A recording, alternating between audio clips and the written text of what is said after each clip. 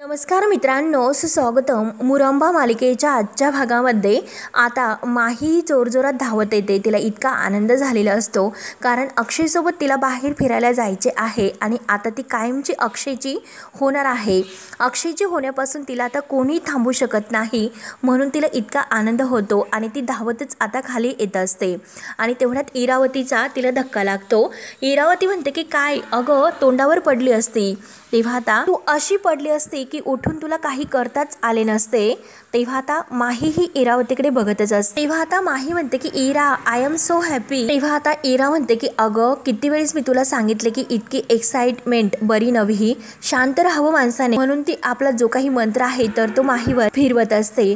तेव्हा आता माही इतकी खुश असते. माही म्हणते की अगं, ऐकून तरी घे, मी तुला काय सांगते ते. मी आज इतकी खुश का आहे ते कारण आज मी आणि अक्षय बाहेर जातो, दोघे एकांतात फिरण्यासाठी. त्यावर आता इरावती खुशून विचारते, कुठे गोव्याला जातात का?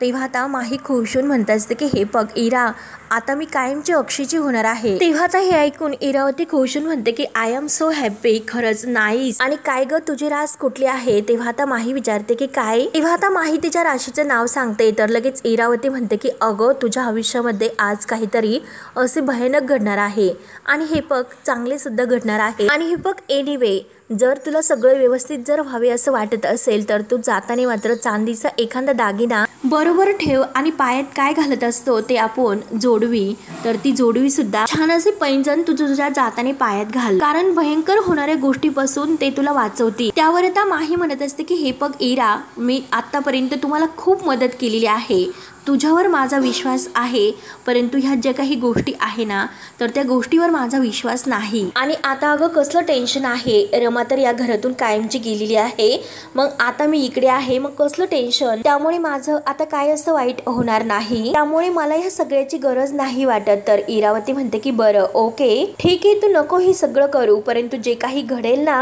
त्याला मात्र तू जबाबदार असशील. आता इरावती माहीच्या गालाला हात लावत तिला ही सर्व सांगत असते. त्यानंतर आता इकडे माही चहा करत असतात. तर रमा तयार होऊन बॅग वगैरे घेऊन तयार होऊन येते आणि माईंना म्हणते की काकू जरा मी बाहेर जाऊन येते.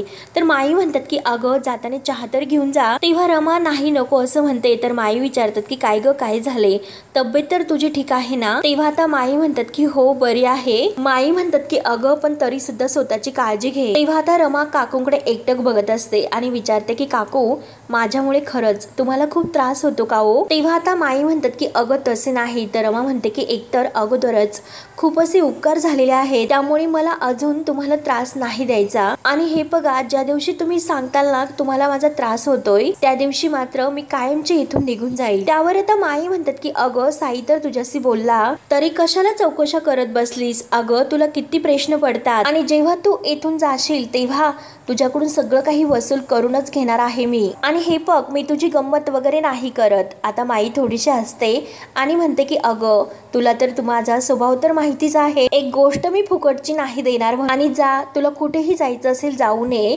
परंतु जर काही झाले, काही अडचण वगैरे आली तर साईला फोन करण्यासाठी विसरू नकोस. तेव्हा आता माईचं हे प्रेमाचं बोलणं आणि तिचा तो आधार ऐकून रमा आता खुश होते आणि तेथून ती जायला निघते. तेव्हा मात्र आता रमा निघून गेल्यानंतर माईंना खरंच रमाची खूप काळजी वाटते.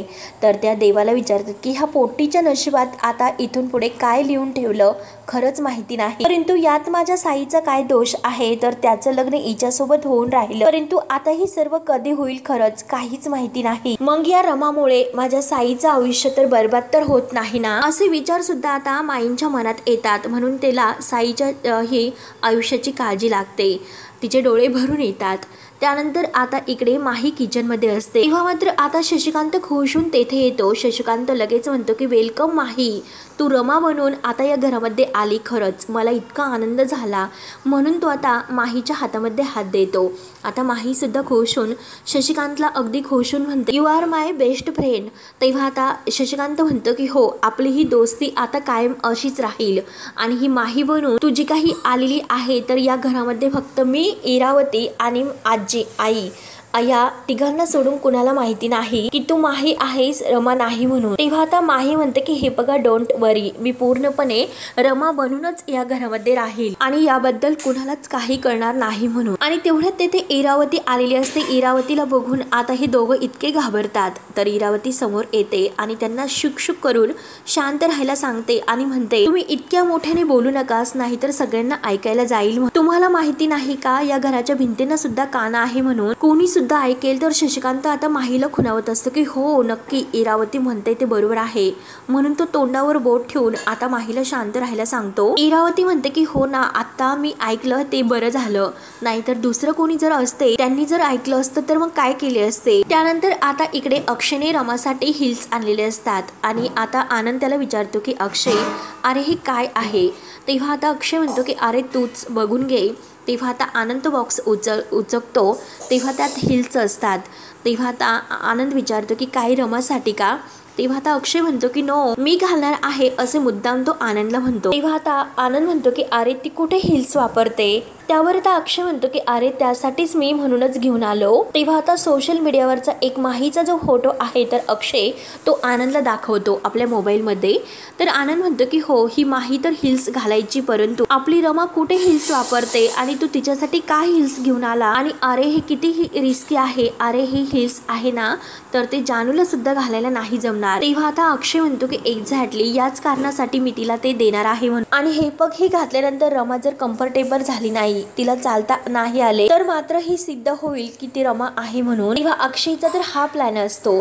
तेव्हा आनंद म्हणतो की हो अच्छा, म्हणजे यामागे तुझा हा प्लॅन आहे, तर खरंच तू तर खूप स्मार्ट आहेस रे. त्यानंतर आता रमा ही आपल्या मुकादमांच्या गेट जवळ येते आणि आपल्या घराला डोळे भरून बघत असते. तिचे डोळे आता घराकडे बघून अगदी भरून येतात. तेव्हा आता त्या घरामध्ये तिला कसं घराच्या बाहेर काढले, अक्षय तिच्यासोबत कसा वागला, अक्षयने गैरसमज करून घेतला की हीच माही आहे आणि जो काही माहीने त्याचा गैरसमज करवला, हे सर्व काही क्षण आता तिच्या डोळ्यात समोर येत असतात. जेव्हा ती सांगायला गेली की मी तुमची बायको आहे, तेव्हा अक्षयने सनकणी तिच्या कानामागे दिलेले असतात आणि तिला अपमान करून म्हणलेलं असतं की आता फक्त मी तुझ्यावर हात उघडला, जर तू या घरातून बाहेर नाही गेली तर तुला धक्के मारून मी या घरातून बाहेर काढेल. आणि जाताना मात्र पार्वती आजीने तिच्या गळ्यातील मंगळसूत्र सुद्धा काढून घेतले आणि आता हे मंगळसूत्र काढूनच तू आता या घरातून बाहेर जाऊ शकतो. आणि अक्षयने ते मंगळसूत्र आपल्या स्वतःच्या रमाच्या गळ्यातून काढून माहीच्या गळ्यामध्ये घातले आणि ते पण आता रमाच्या डोळ्यासमोर.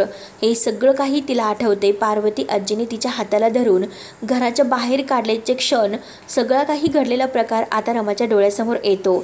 तिला आता खूप असं वाईट वाटत असतं. तेव्हा आता हे सर्व आठवून रमाचे डोळे अगदी भरून येतात. ती डोळ्यातील पाणी पुसते आणि तेवढ्यात तेथे माही येते. माही लगेच म्हणते की हो हाय, अगं मला तर असं वाटलं होतं की तू तर खूप लांब निघून गेली असशील. तेव्हा आता रमा म्हणते की अगं जवळच्याच लोकांनी मला इतक्या जखमा दिलेल्या आहे ना, तर त्या विसरून मला कुठेही लांब नाही जाता येत. तेव्हा आता माही तिला विचारते की म्हणजे तुला काय म्हणायचं आहे तर, आणि का तू मला बोलावलंस? अगं मी तर खूप बिझी असते आणि मला अक्षय सोबत राहावं लागतं.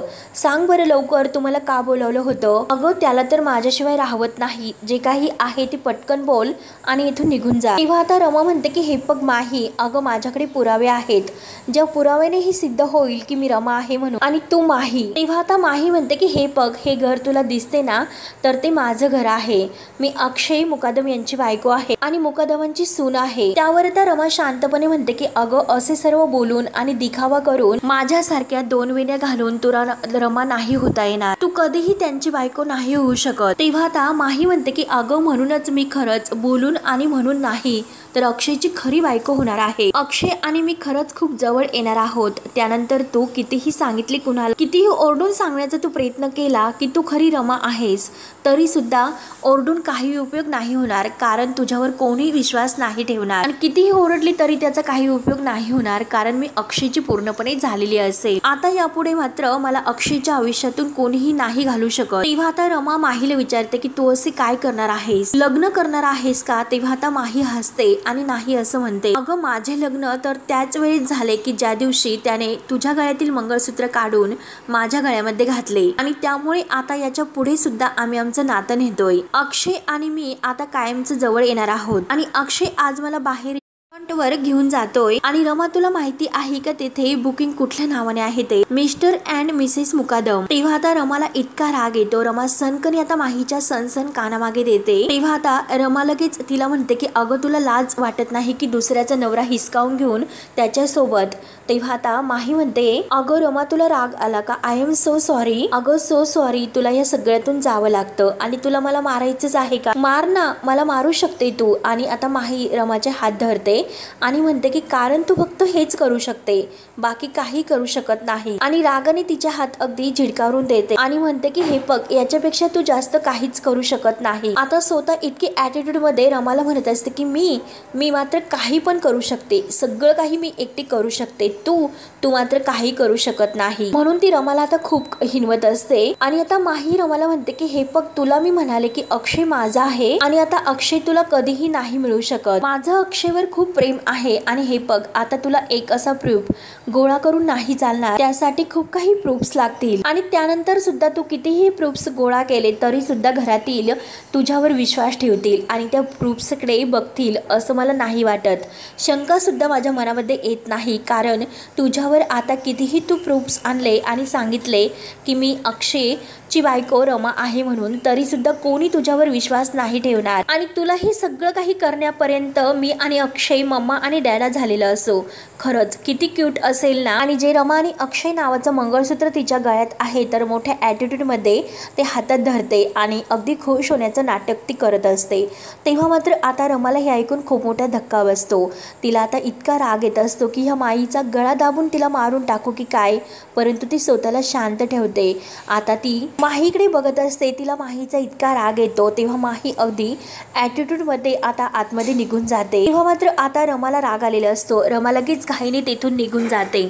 त्यानंतर आता सीमा ही इरावतीला घरातल्या घरात मिस कॉल देऊन तेथे रूममध्ये बोलावून घेते. इरावती आता सीमाच्या रूममध्ये येते तर इरावती सीमाला म्हणते की अगं बहिणी, तू घरातल्या घरात मिस कॉल का दिलास आणि का बोलावून घेतलं बरं? तेव्हा आता सीमा म्हणत असते की इरावंश, बरं झालं तुम्ही आलात. आणि एक डायरी ती इरावतीच्या हातात देते. तेव्हा आता इरावती म्हणते की अगं सीमा, तुझी डायरी मी कशाला वाचू? तेव्हा आता इरावती म्हणते की अहो, ती डायरी माझी नाही तर तुमची आहे. म्हणजे हे बघा, तुमच्या भावांची ती डायरी आहे, माझ्या सासरी बुवांची, तुमच्या बाबांची. तेव्हा आता इरावती पप्पांची डायरी आहे हे बघून खुश होते. तर सीमा म्हणते की हो, पप्पांचीच आहे आणि ही डायरी घ्या.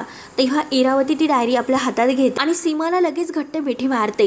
तेव्हा आता सीमा खुश होते आणि म्हणते की हे बघा, मध्यंतरी मला ही डायरी सापडली होती, तेव्हा ही डायरी मी आईंना दिली होती. तेव्हा आई माझ्यावर खूप रागावल्या होत्या. तेव्हा त्या मला असं म्हणाल्या की ही डायरी तू फेकून दे किंवा जाळून टाक. परंतु हे बघा इरावती वंश, अशी कशी कुणाची डायरी जाळायची असते? परंतु बरं झालं अहो तुम्ही आलात, त्यामुळे तुम्ही आता ही डायरी तुमच्या वडिलांची आठवण म्हणून तुमच्या जवळ ठेवा. आता इरावती खुश होते. इरावती खुशून म्हणते की खरंच थँक्यू. आणि मला आठवते ना, पप्पा माझे किती लाड करत होते, ते माझ्यावर त्यांचं किती प्रेम होते. सतत इरो इरो म्हणून ते माझ्या मागे फिरायचे. आणि मम्मा मात्र माझ्या बाबतीत खरंच खूप अशी स्ट्रिक होती, कडक होती. मी कधी काही जरी केले तरी सुद्धा तिला कधीच ते आवडत नव्हते. काही झाले तरी ती कायम मला बोलतच आली आणि आयुष्यभर तेच मला ऐकावं लागले. तेव्हा आता सीमाच्या डोळे भरून येतात. सीमा आता इरावतीला समजावते की हे बघा वंश, सीमाला आता आठवण होते त्या मुलाची आणि ती लगेच आता इरावतीला विचारते की वंश, अहो त्या मुलाचं काय झालं की ज्याच्यावर तुमचं प्रेम होते ते? तेव्हा इरावती म्हणते की साहिल. तर आता सीमा विचारते की काही त्याचा शोध वगैरे लागला का? तेव्हा इरावती नाही म्हणते. तर लगेच सीमा सांगते की तुम्ही गेल्यानंतर आम्हाला सक्त सगळ्यांना ताकीद होती, तो विषय काढायचा नाही घरामध्ये. तर इरावती म्हणते की हो, म्हणजे मम्माची ही ताकीद असेल असं खुणावून विचारते. सीमा खुणावूनच सांगते की हो. तेव्हा आता इरावती विचारात पडते. त्यानंतर आता इकडे माहीचं सगळं काही बोलणं ऐकून रमा आता रोडने येत असते. माही तिला आत्तापर्यंत जे जे काही बोललेले आहे की ज्या दिवशी माझं हेच लग्न झाले, की ज्या दिवशी तुझ्या गळ्यातील मंगळसूत्र काढले आणि अक्षयने माझ्या गळ्यामध्ये घातले, ते अक्षय आणि मी आता कायमचं जवळ येणार आहोत. मला जे काही माहीने सांगितलेले आहे ते सगळे क्षण डोळ्यासमोर येतात. अक्षय आणि आता माही बाहेर कुठेतरी लांब फिरायला जातात एका रेस्टॉरंटमध्ये आणि ती बुकिंग कुठल्या नावाने आहे, मिस्टर अँड मिसेस मुकादम. हे सगळे काही आता रमाला बोलणे आठवते माहीचे आणि तिला खूप त्रास होत असतो.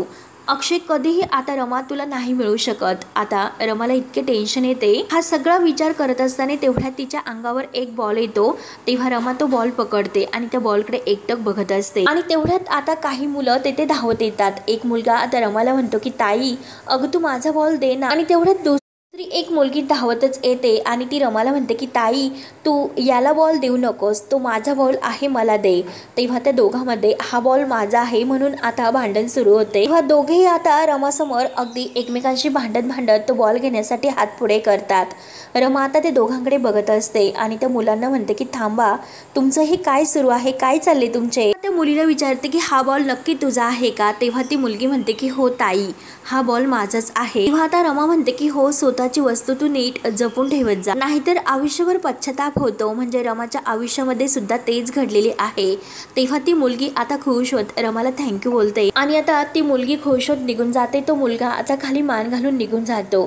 तेव्हा आता रमा त्यांच्याकडेच बघत असते. तिचे डोळे अगदी भरून येतात. त्यानंतर आता इकडे माही इतकी छान तयार होते. अक्षयसोबत जाण्यासाठी इतकी एक्सायटेड ती झालेली असते. अगदी उड्या मारतच निघलेली असते. आणि तेवढ्यात तिला इरावती अडवते.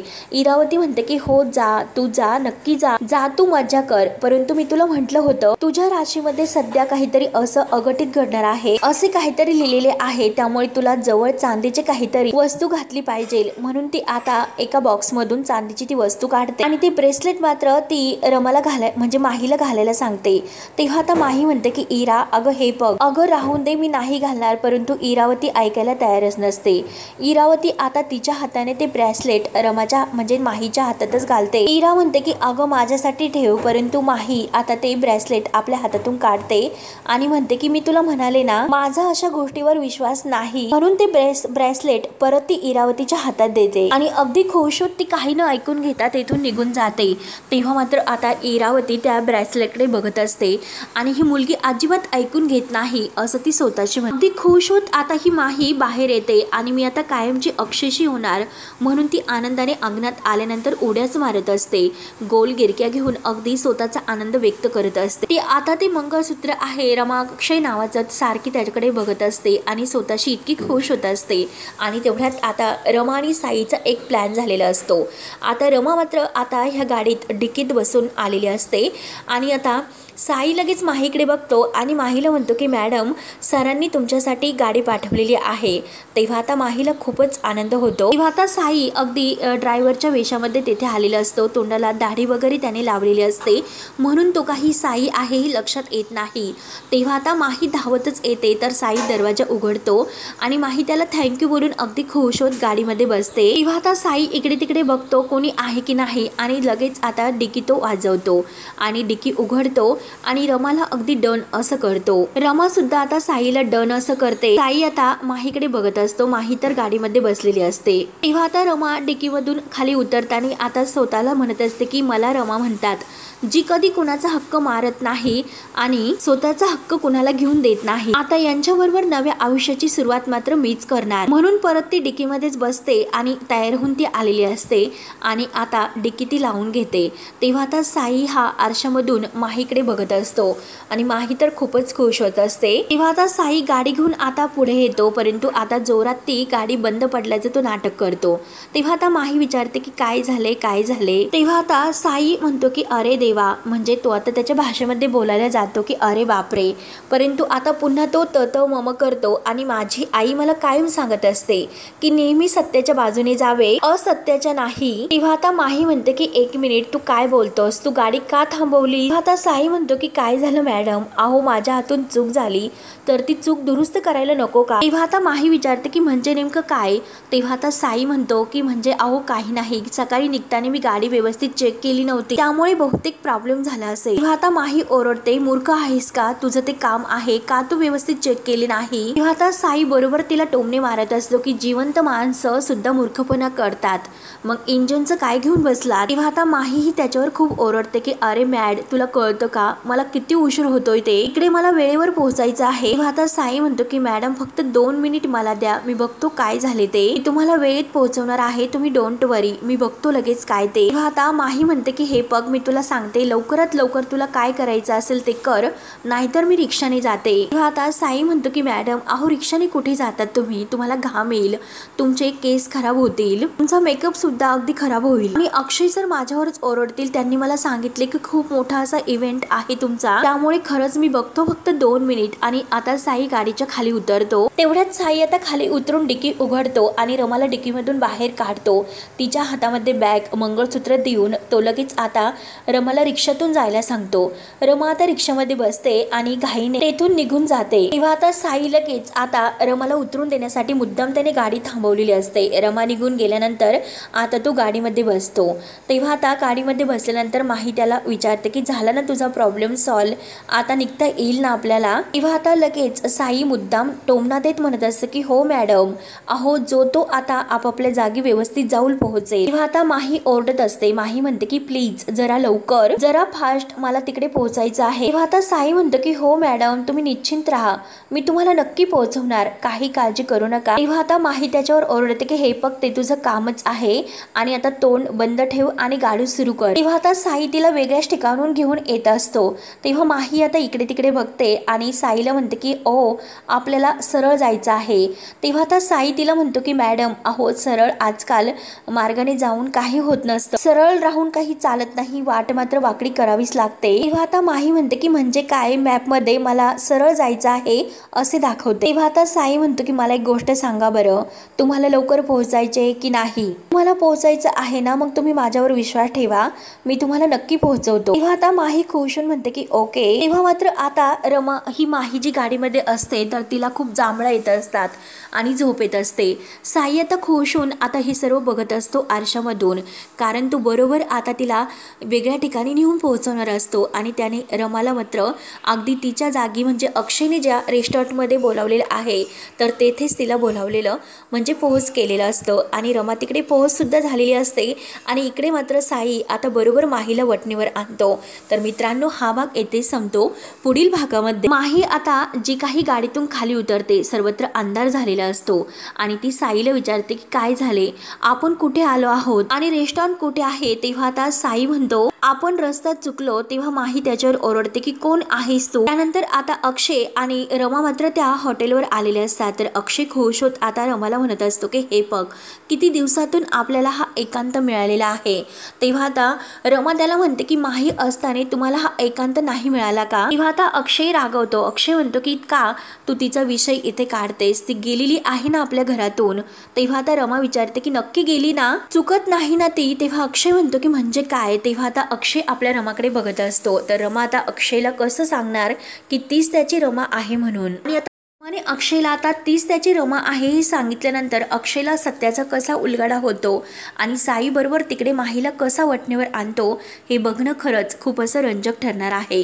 तेव्हा मित्रांनो आपली रमा अक्षयपर्यंत पोहोचलेली असते आणि माही बरोबर आता साईने तिकडे नेलेली असते। तर पुढे काय काय होतं हे पाहण्यासाठी आपल्या चॅनलला नक्की सबस्क्राईब करत राहा। धन्यवाद।